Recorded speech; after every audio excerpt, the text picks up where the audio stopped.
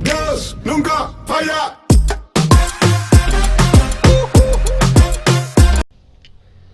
Fala galera, seja bem-vindo a mais um vídeo da Gago TV. Antes de começar, se você ainda não é inscrito no canal, se inscreva, curta e compartilha.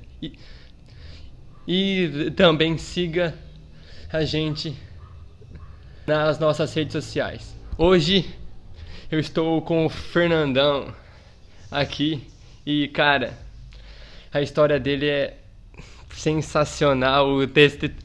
As coisas aqui, velho. Olha, o cara é um homem de Deus, então escuta bem isso aqui. E antes de mais nada, a sua mente, cara, sem ficar criticando o que ele fez hoje, cara, ele é um novo homem, então aquele Fernando acabou, beleza? Fernando, fala um pouco sobre você. Bom, primeiramente queria cumprimentar a todos vocês que acompanham e seguem o canal do Gago, né? A Gago TV. Com a paz do nosso Senhor Jesus Cristo, paz seja convosco. E eu espero que esse vídeo, o conteúdo desse vídeo, ele alcance o seu coração. Amém. Então, João, dando início aí, eu conheci Jesus lá em 2009. Já são 11 anos aí de caminhada com Deus. E no começo foi bem difícil, cara. Tem que testemunhar para você que foi bem difícil. Por quê? A gente vivia, pelo menos eu vivia numa realidade. Eu venho de uma família que era uma família totalmente espírita, do candomblé, entre outras coisas aí. Então tinha uma barreira muito grande, né? E a barreira começou dentro de casa, né? A primeira que foi para Jesus foi a minha mãe. E através dela, Deus começou a ministrar nos nossos corações, né? E só que eu comecei a frequentar a igreja porque era uma desculpa que eu estava dando para poder sair depois que eu ia na igreja junto com ela, né? Então ela chamava, convidava, participava das reuniões de oração e eu estava, mas não, eu frequentava, mas não estava inteiramente dentro da igreja. Eu só adentrava o templo, mas eu não era o templo. E no final de 2018, início de 2019, o pessoal começou a me convidar. Pô, Fernando, vai ter um retiro de jovens, vai ter um acampamento. E eu fui participar desse acampamento, mas fui meio que assim, né, contrariado. Porque eu queria sair, eu queria festejar, minha vida era diferente, era uma outra vida, né? Então, quando a gente começou a frequentar a igreja, quando eu comecei a frequentar com um pouco mais de frequência, comecei a ter contato com o pessoal, e isso é muito importante para você que talvez está começando hoje. Você tem que se enturmar com o pessoal da igreja. A igreja é cheia de grupos, tá? Tem o grupo dos jovens, tem os adolescentes, os juniores, as crianças, mulheres, homens. Então, com toda certeza haverá um grupo que você vai estar engajado ali, vai fazer parte dele. E você precisa participar com essas pessoas para quê? Porque são pessoas que vão te fortalecer. Comunhão, né? Comunhão, exatamente. E eu comecei a ter essa comunhão com os jovens da igreja, a gente começou a sair junto, né? Chegava no final de semana, sempre tinha alguma coisa para fazer. Eu lembro que o pessoal se reunia na praça, sempre tinha alguém com violão, louvando, era gostoso, era muito bom. E chegou no dia do retiro. No dia do retiro, um amigo me convidou para ir para a praia, ele tinha me convidado já no final do ano. E eu falei pra ele, não vou porque eu não tenho dinheiro. Não é nem porque eu não posso, é porque eu não tenho mesmo dinheiro, né? E eu peguei e ficou nisso, né? A gente não conversou mais. No dia do retiro, o cara apareceu na frente de casa. Não, vamos pra praia, cara. Vai ter tudo pago, você não vai gastar nada. Vamos lá. E por incrível que pareça, eu tinha passado a noite inteirinha fora de casa, né? Porque eu fiquei a noite toda no meio do mato, usando crack, que eu já fui usuário de crack, de maconha, de cocaína. Não tenho vergonha de falar isso porque Deus me curou, me libertou desse vício. E eu passei a noite toda, das 10 da noite até as 10 da manhã. Fiquei mais de 12 horas fora de casa. E esse rapaz chegou lá e chamou, vamos pra praia. Eu tinha tudo para falar que eu ia. E algo não deixou eu sair dali pra praia. Eu falei, não vou, cara. Já fiz um compromisso, eu vou pro retiro com o pessoal. E eu fui. A gente participou de uma festa maravilhosa. Eu cheguei naquele local, eu não conseguia acreditar como que as pessoas eram tão felizes. Sem álcool e sem droga. E só depois que eu fui compreender que elas estavam bem, porque elas estavam cheias do Espírito Santo. Daí a gente passou 4 dias ali. No primeiro dia, um pastor chileno, saudoso pastor Ricardo Zandon. Hoje Jesus já levou ele, né? Não está mais conosco, está com o Pai. Cumpriu o chamado dele aqui na terra. E ele fez um apelo no primeiro dia. Ele convidou, ele começou a falar, tem um jovem aqui que a noite passada ficou a noite toda usando droga no meio do canavial. E aquilo eu escondia, né? Fiquei com muita vergonha. E ele pegou e continuou falando. Ele pegou e falou assim, esse jovem está do lado esquerdo. Que eu estava do lado direito. Falei, tem mais alguém na condição aqui, né? Olha que mentalidade boba que a gente tem quando não conhece Jesus. E no último dia ele fez o mesmo apelo e ele falou, não era aquele jovem. Tem um outro jovem aqui que Deus está chamando ele e Deus quer fazer coisas grandes na vida dele. E eu me lembro que eu passei as mãos por baixo do braço da cadeira, passei os pés por baixo dos pés da cadeira, travei e eu falei naquele momento, eu quero ver quem me tira daqui. E o menino, vocês viram que o menino é forte, né? E, cara, eu só me recordo na hora que eu recobrei a consciência e eu já estava na frente do altar ali pedindo perdão para Deus, chorando desesperadamente, porque eu queria isso de Deus para minha vida. E aquele era o momento. Tinha chegado o momento de aceitar essa realidade e me entregar nas mãos de Jesus. Eu passei 4 dias dentro daquela chácara. Eu entrei na chácara sob o efeito da droga ainda. E eu saí da chácara depois de 4 dias completamente limpo. Glória a Deus. Sem desejo de beber, qualquer tipo de bebida alcoólica, drogas. Totalmente limpo. Aí veio o início do processo. Que é o que assim, muita gente hoje se pergunta, né? Poxa, mas como que você conseguiu? Eu conheço muita gente que a pessoa tem que ser internada e nem assim consegue. Cara, isso é uma coisa que não tem como explicar. É muito pessoal e particular de cada um, porque Deus ele trata de uma forma diferente com cada um. Exatamente. E comigo foi dessa forma. E uma pessoa que foi fundamental nesse processo, que foi muito importante, é a minha esposa, hoje minha esposa, Ana Flávia. Ela nem está aqui na varanda hoje, ela está repousando, que ela teve que fazer um procedimento cirúrgico ontem, né? Então está lá de repouso. Mas o papel dela foi fundamental, porque eu creio que é Deus quem faz a obra, mas só que Deus usa pessoas. Amém. E Deus usou ela de uma forma tão grande que é por isso que hoje, depois de quase 11, indo para 12 anos, a gente está junto e ela tem sido um pilar na minha vida a cada dia que passa. A gente faz tudo junto. Eu não costumo tomar uma decisão sem consultar ela antes, ela da mesma forma. Lá no meu trabalho, às vezes o pessoal pergunta assim, poxa, Fernando, mas como que você costuma fazer isso, né? Porque eu sempre relato para eles. Aqui em casa não tem esse papo, o meu salário é meu salário, o seu é seu, aqui é nosso, é tudo nosso. Então a gente costuma ter essa comunhão como casal. E Deus ele está entre nós, fortalecendo esse cordão de 3 dobras. Além dela, houveram outras pessoas que foram fundamentais. Eu vou citar o nome de algumas, talvez eu possa até cometer a injustiça de esquecer alguém. Se eu estiver esquecendo, eu já quero pedir perdão antes de falar mesmo. Mas na vida eu tive 3 pastores até hoje. Na minha conversão foi o pastor Mauro, reverendo Mauro Nunes. Aí depois, a gente que é cristão sabe que tem essa troca, né, de igreja, um pastor vai, outro vem. Aí veio o pastor Ibrahim, né? E agora quem está nos pastoreando é o bispo Cândido. Cada um deles deixou um ensinamento muito grande para mim. Hoje eu estou debaixo da autoridade do pastor Cândido, sou fiel ao Deus que eu sirvo, obediente ao meu pastor, porque eu entendo que ovelha que é ovelha tem que ter um pastor. Não existe ovelha sem pastor. A ovelha desgarrada se perde. Então, a obediência é um outro ponto que é fundamental. Fundamental. Se não tem obediência, não tem nem como falar. Não chega a lugar algum, primeiramente, né? Se você vai cair na primeira dificuldade, é fato. Não tem nem como falar que é um servo de Deus se não for obediente. Sim, sim. Então, o pastor Cândido tem me ensinado muito nesse tempo aí que ele está aqui na cidade. E a gente ama demais cada uma dessas pessoas.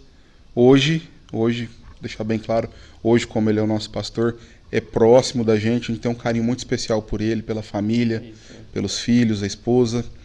Então, além dessas pessoas que eu citei, também tem o Wilton Cristiano, que eu tive muito contato com ele, me ensinou muita coisa quando a gente caminhava junto.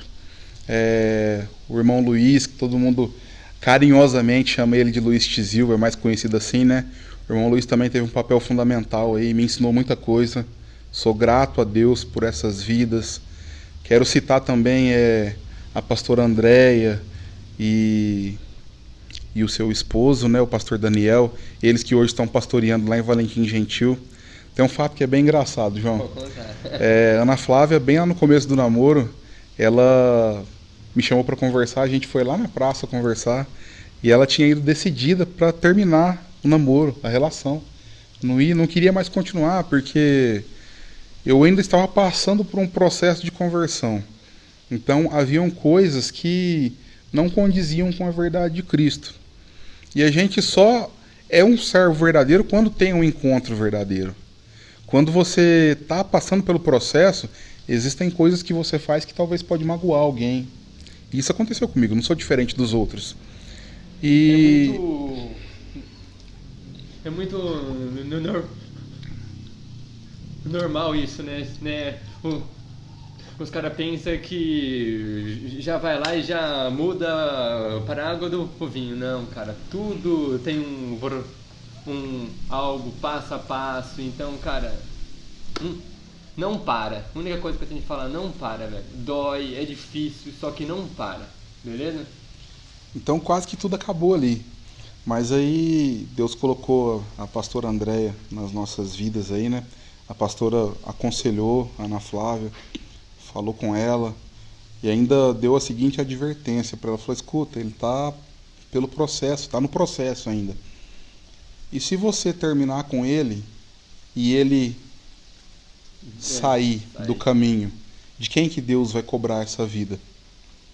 Então isso pesou muito, porque por conta dessa conversa, ela resolveu que a gente devia seguir, ela me deu essa chance de prosseguir e hoje a gente está aí, né? Olha a família que eles construíram, né, cara? São 2 filhos lindos, né? O Pedro, o mais velho, o João, o mais novinho. Os 2 são uma bênção, verdadeiramente são herança do Senhor nas nossas vidas. Além dessas pessoas, João, tem também o grupo de amigos, né? Tem o grupo de jovens na época, né, que estava na igreja, que tinha na igreja. Eu fui liderado pelo Adilson, né, mais conhecido como Dil. Tua mãe conhece muito, ele tem bastante amizade com ele. Tem o Daniel, a Gláucia, o Bruno, a Luana, o Nando, meu cunhado, exato, o Danilo, Fernandinho. Fernandinho passou de geração em geração. Fernandinho ele faz tempo que ele tá rodando aí, viu? Quem mais que tinha, cara, que era bem próximo?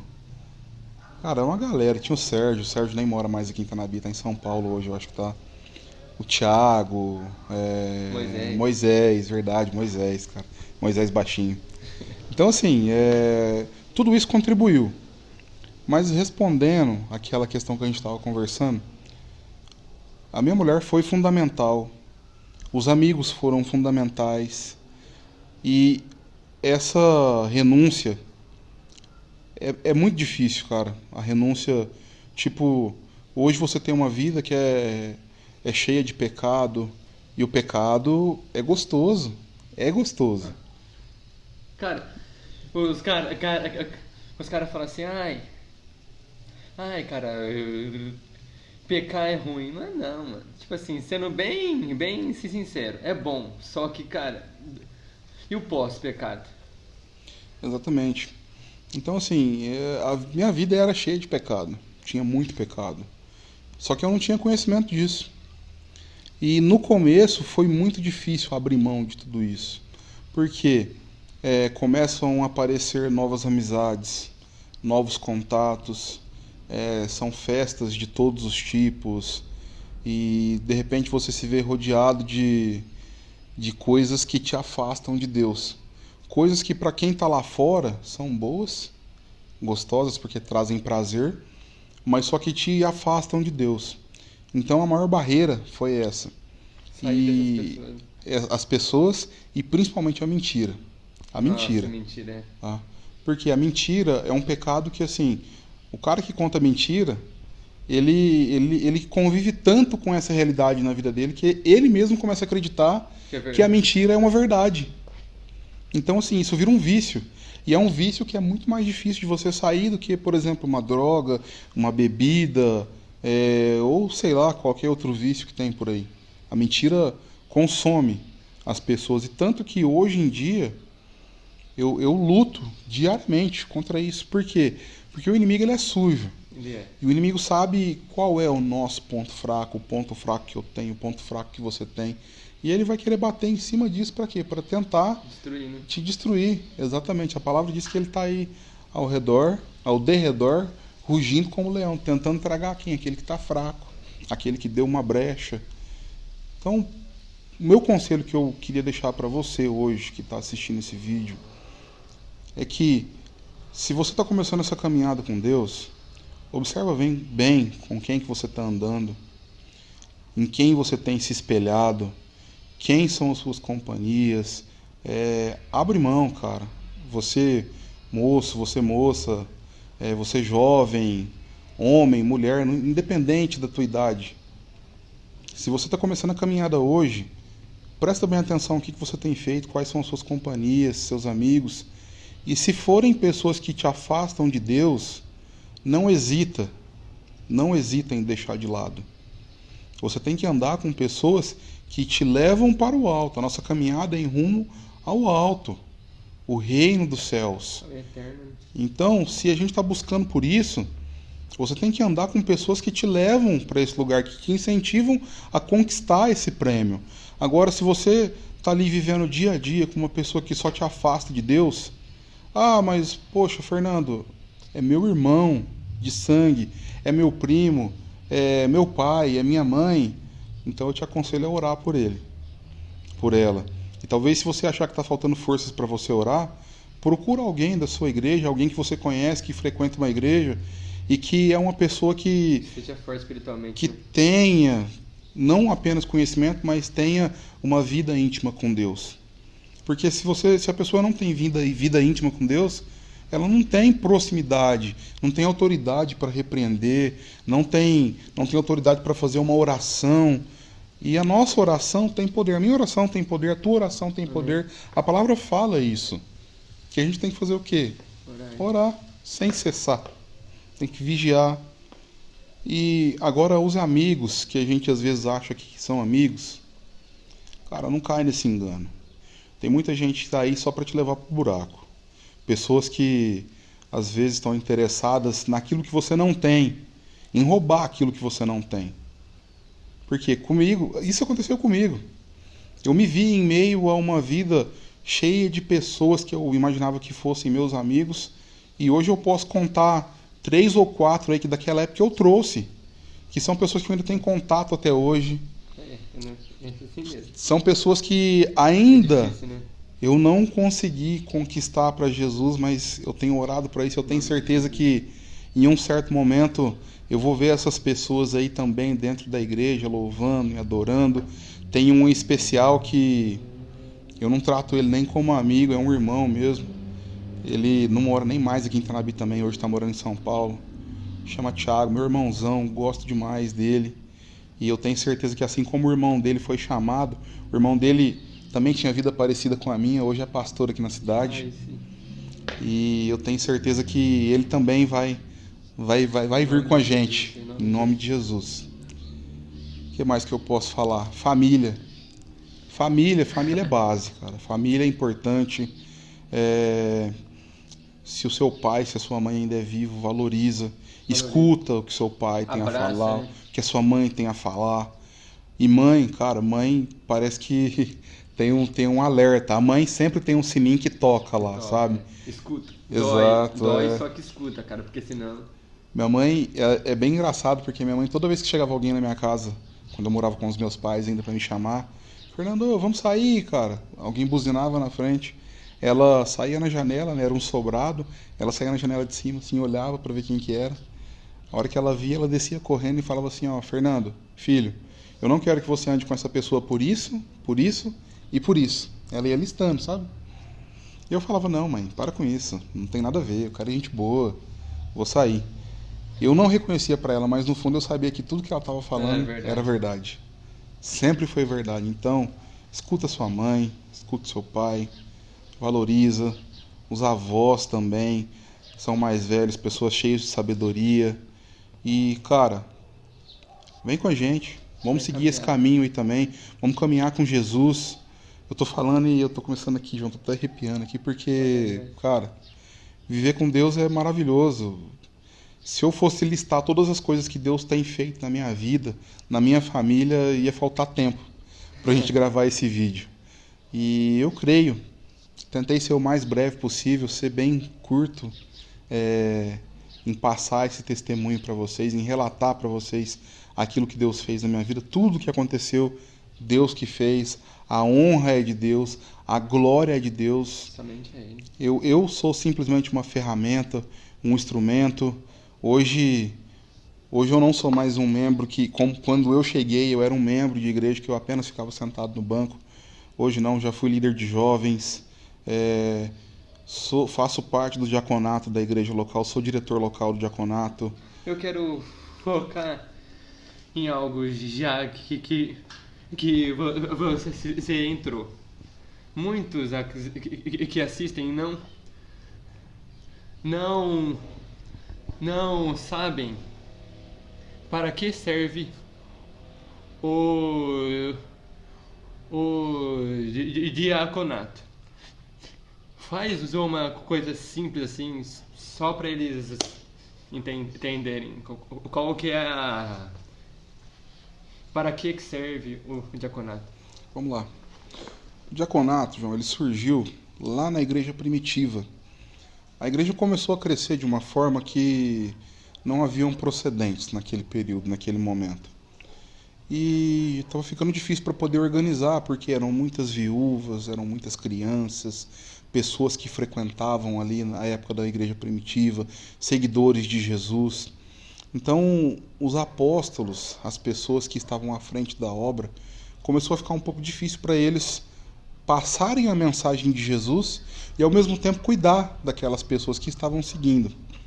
Então houve uma reunião entre aqueles que estavam à frente, que foram chamados para estarem à frente, e entre eles ficou decidido que eles iriam ficar responsáveis pela mensagem. E aí então foi criada a instituição diaconato, o ministério diaconato, né? Porque o diaconato é um ministério, ele está na Bíblia, mencionado na Bíblia. É diferente, talvez, assim, por exemplo, um grupo missionário. Um grupo missionário é algo que existe, mas é uma sugestão humana, né? O diaconato não. O diaconato está dentro da Bíblia, está inserido ali. Então, algumas pessoas, o que foi estabelecido naquele momento? Que os homens que fossem servir como diáconos, né, deveriam ser o quê? Homens de uma mulher só, que não fossem inclinados ao vinho, pessoas de boa reputação e cheias do Espírito Santo. E aí então foi criada a instituição diaconato. O trabalho do diácono, ele envolve o quê? A organização do culto na igreja, recepcionar os irmãos quando estão chegando na igreja, auxiliar os pastores quando estão fazendo uma oração. Todo o trabalho que está acontecendo ali no momento do culto, o diácono está envolvido. O diácono, ele não está ali para prestar atenção na palavra que está sendo pregada. O diácono está ali para quê? Para servir, para correr, auxiliar um irmão, às vezes, quando tem dificuldade de levantar de uma cadeira, de encontrar um lugar para sentar, auxiliar o irmão quando está chegando na igreja, estacionar um carro, não consegue encontrar uma vaga no estacionamento. Então, por isso que às vezes você vê o diácono, o diaconisa, geralmente ele fica correndo, para lá e para cá, não para. Dificilmente o diácono ele fica parado em um lugar só, por quê? Sempre está auxiliando alguém, está auxiliando o pastor, está auxiliando o irmão, e todo culto sempre tem algum trabalho para fazer. Não se resume apenas a abrir a igreja e fechar a igreja. Hoje, na nossa igreja, aqui em Tanabi, graças a Deus, a gente tem pessoas comprometidas. Eu louvo a Deus por cada diácono que faz parte do corpo diaconal da igreja aqui em Tanabi. E as pessoas têm correspondido com as nossas expectativas, tá? São pessoas comprometidas com a palavra, que honram o nosso pastor, honram o diretor local, têm honrado a liderança e têm colocado o trabalho de Deus acima de todas as coisas. Amém. Então, esse é um resumo aí do que é o diaconato, tá? Então, hoje, eu sou o líder do diaconato aqui em Tanabi, estou à disposição aí do pastor, tem algumas outras atividades aí, né, que o pastor tem solicitado. Então, pastor, tá gerando desvio de função, viu? Mas eu tô aí, a minha casa, a minha família, a gente tá aqui para servir. E não só eu, como a minha esposa, os nossos filhos, a gente tem vivido verdadeiramente essa palavra e essa passagem que fala que eu e a minha casa serviremos ao Senhor. Agora vamos para um tema meio polêmico, assim, que muitos vão só para festar e divertir, conhecer pessoas, esquecem algo principal. Vamos falar sobre retiro. Muitos vão no retiro, saem com fogo e eles perdem o fogo no meio do processo. E cara, nós dois fomos para um retiro sujo e cara, saímos limpos de um retiro. Glória a Deus por isso. Aleluia. Então, falem para eles, cara, deve ir para um retiro e para que deve ir pensamentos que chegam no retiro. Cara, retiro, a própria palavra diz, né? Retiro. O que significa retiro? Retirar. Cara, o momento que a gente está se retirando de tudo que existe aí pelo mundo afora, e a gente vive num mundo caído, num mundo corrupto, onde cada um só pensa em si, e as pessoas, infelizmente no nosso país hoje, as pessoas estão mais preocupadas em ganhar dinheiro do que em suprir a necessidade de alguém que está caído ali na rua. Então, o retiro tem uma importância fundamental na vida do jovem cristão, porque é um momento que ele vai ter ali para quê?